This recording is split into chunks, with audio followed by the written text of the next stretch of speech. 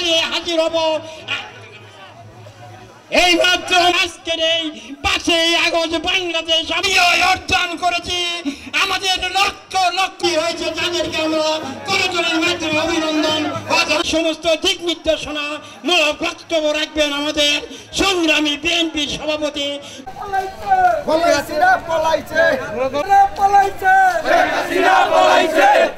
নেতাকে আমাদের মাঝে নিয়ে আসেন।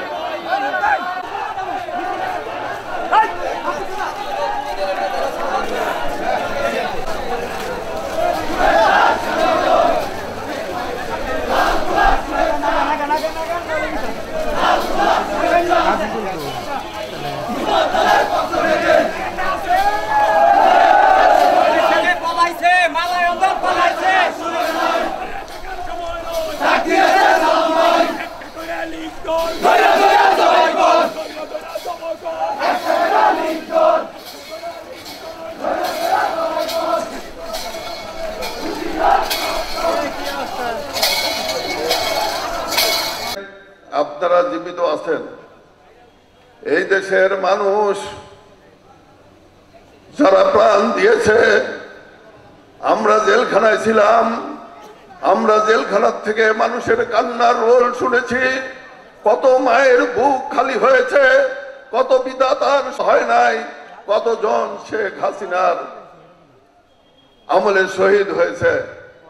প্রিয় বন্ধুরা আমার, সেই শহীদের রক্তের সাথে বেঈমানি এবং বিশ্বাসঘাতকতা করে বাংলাদেশে কোনো ব্যক্তি রাজনীতি করতে, আমি আপনাদেরকে বলতে চাই, এই বাংলাদেশে বহু ষড়যন্ত্র হয়েছে।